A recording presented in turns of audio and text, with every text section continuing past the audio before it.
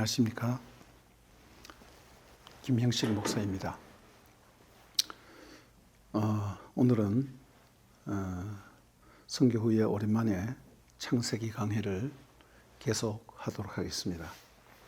창세기 3장은 뱀의 유혹에 넘어간 인간이 여호와 하나님과 맺은 언약을 파기함으로 말미암아 자신의 운명을 뒤바뀌어서 하나님의 자녀라는 복된 신분에서 하나님의 심판과 저주를 받는 그런 신분으로 떨어진 장면이 나오고 있습니다. 그러나 하나님은 진노 가운데서도 구원의 복음을 약속하셨습니다.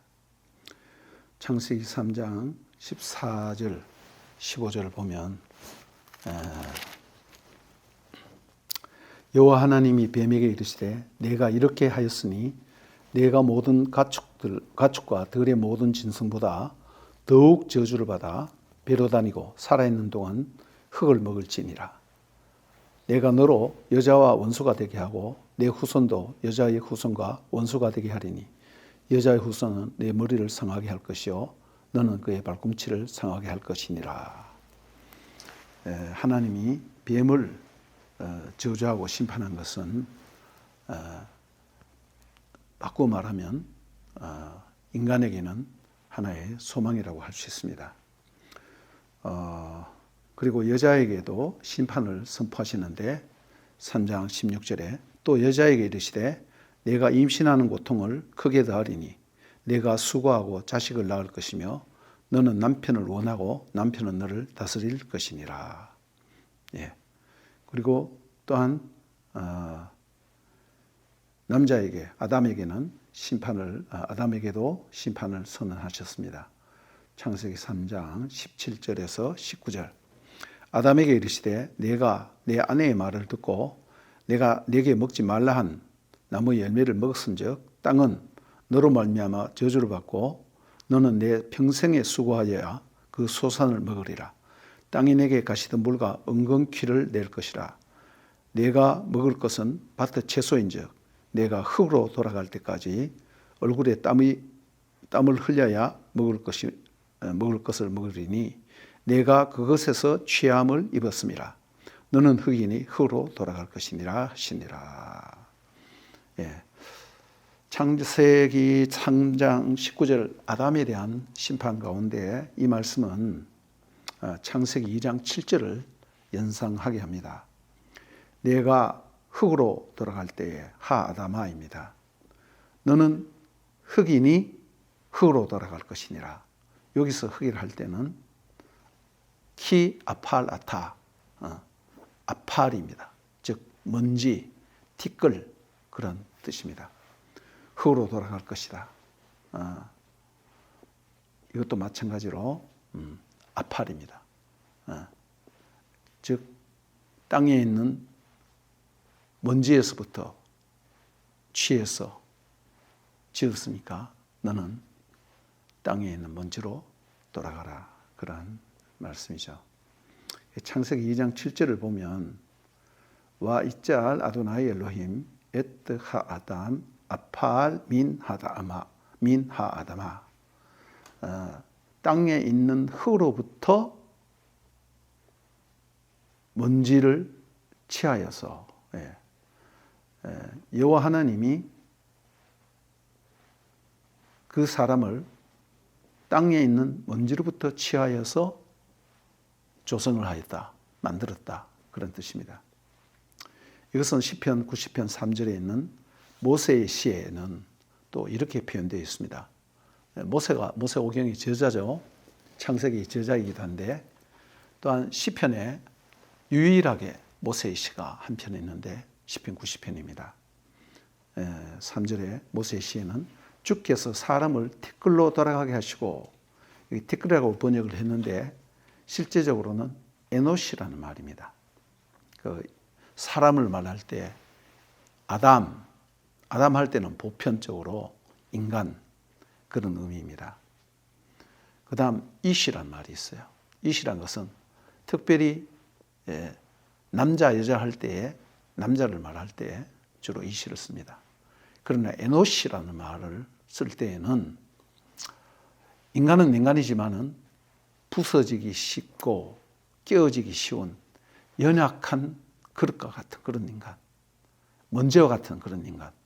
그래서 이 먼지라는 말을 똑같은 모세가 썼음에도 불구하고 에노시, 부서지고 깨어지기 쉬운 허무한 인생이란 그런 뜻입니다. 이렇게 표현을 했습니다. 인간을 아팔, 먼지 혹은 티끌 혹은 에노시라고 칭한 것은 인생의 깊은 허무와 절망, 깨어지고 부서지기 쉬운 인생을 아주 적나라하게 표현하는 그런 말이죠. 이것이 바로 생명의 근원이신 창조주 하나님을 떠난 인생의 모습이기도 합니다. 그러나 아담은 자기 아내의 이름을 하와라고 이름을 지었습니다.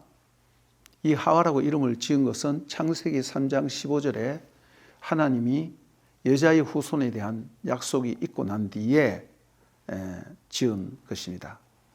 그래서 아담이 모든 동식물의 이름을 지었듯이 자기 아내의 이름을 이샤, 아내라고 그렇게 표현했는데 특별히 개인의 이름인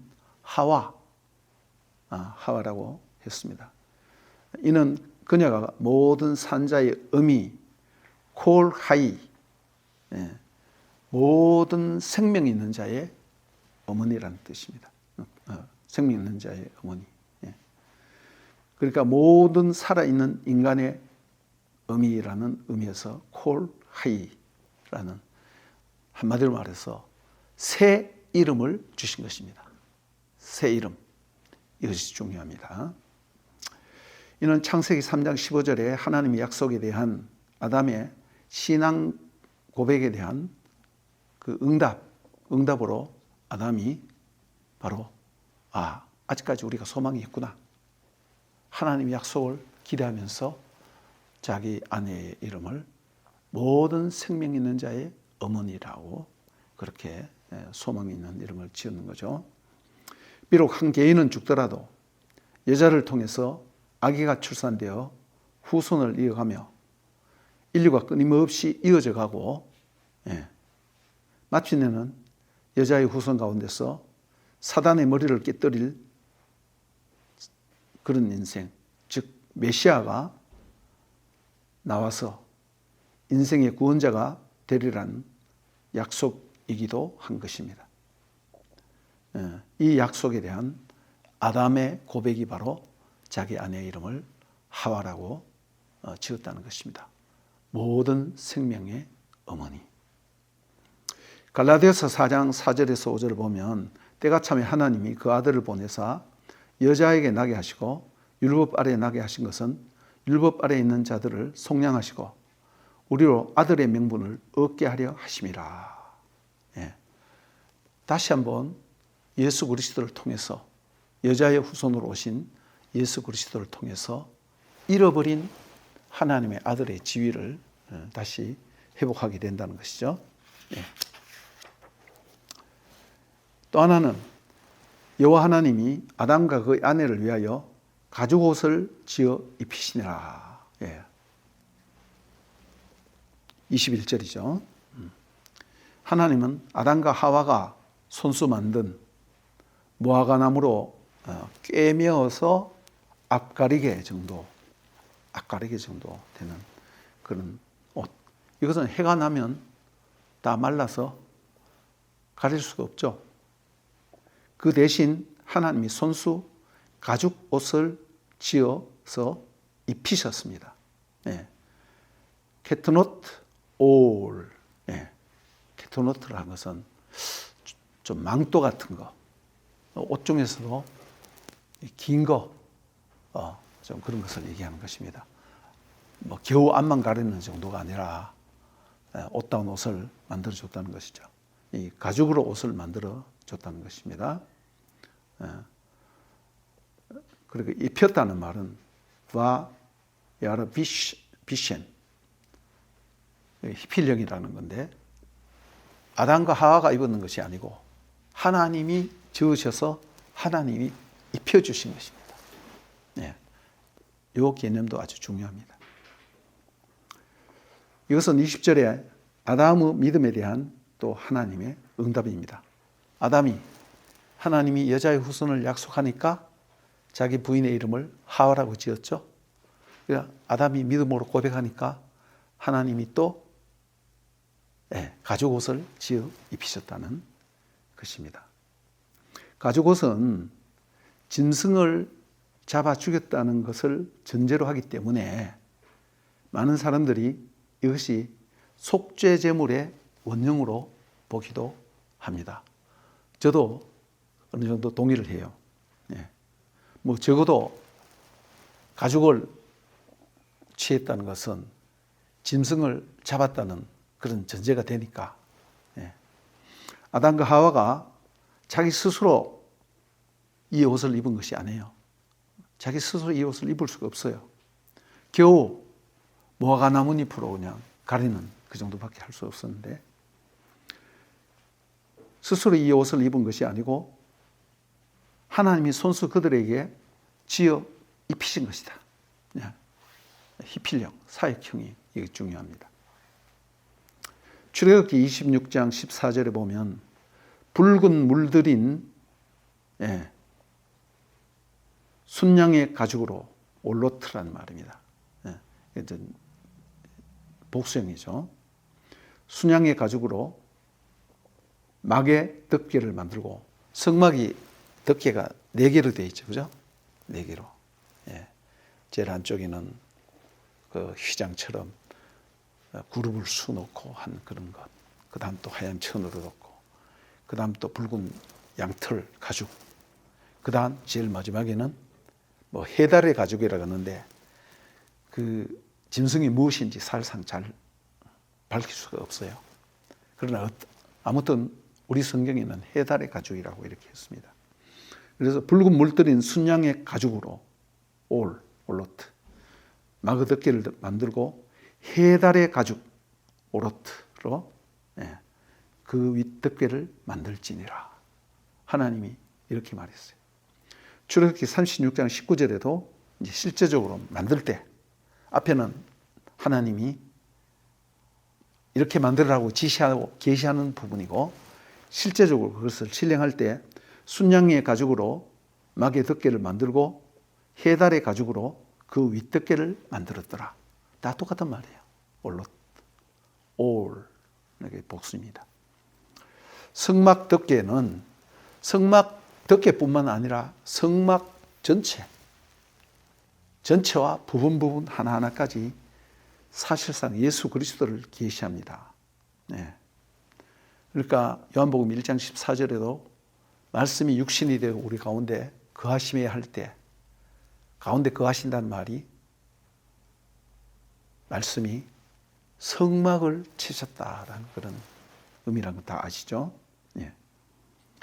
성경에서 옷을 입는다는 것은 그 신분을 얘기하기도 하고 그 옷이 신분을 얘기해요. 거지는 거지 옷도 있습니다. 왕은 왕의 옷을 입죠. 여러분들 옛날에 왕이 자색 옷을 입었는 거 아십니까? 자색 옷은 왕밖에 입지 못하는 거예요. 일반 평민들은 옷도 제대로 못 입었어요. 집도 별로 없고 오늘날도 마찬가지죠. 그래서 성경에서 옷을 입는다는 것은 그 신분과 옷을 주는 분의 신분 그것을 덧입는다는 뜻이 되고 그분의 호의를 표현하는 말이기도 합니다. 여러분 누가복음 15장에 보면 탕자 비유가 나오죠. 성경에 사실상 탕자는 말이 안 나와요. 그냥 제목 붙인 거예요. 거기 보면 아버지가 옷을 갈아입히는 장면이 나오잖아요. 이 거지 아들을 다시 돌아왔으니까 목욕시키고 옷을 갈아입힙니다. 신분이 달라지는 거죠. 아들이 되는 거죠. 나 종으로 삼아주세요 했는데도 아들로 받아들인 것입니다. 로마서 13장 11절에서 14절 유명한 어거스틴이 회심한 그 성경 구절인데 다 인용할 수는 없고 오직 주 예수 그리스도로 옷 입고 정욕을 위하여 육신의 일을 도모하지 말라. 우리가 예수를 어떻게 더 있습니까? 예수 사람인데 우리가 더 믿는다는 것은 우리의 믿음이 예수를 믿음으로 우리의 신분이 예수의 신분과 같아졌다는 그런 의미를 거기 포함하고 있는 것입니다. 에베소서 4장 22절에서 24절, 골로새서 3장 8절에서 10절도 비슷한 표현이 나와요. 옛 사람을 벗어버리고, 헌 옷을 벗어버리고 새 옷을 입으라. 이건 말이 되죠. 그런데 옛 사람을 벗어버리고 새 사람을 입으라. 이렇게 성경은 표현했어요. 아주 은유적인 표현이죠. 계시록 19장에도 보면 성도들은 희고 깨끗한 세마포 옷을 입었다.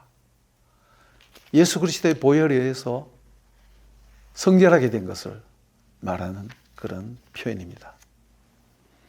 그러니까 하나님이 아담과 하와에게 가죽옷을 지어 입히신 것은 범죄 가운데서 베푸신 하나님의 은혜라는 것입니다.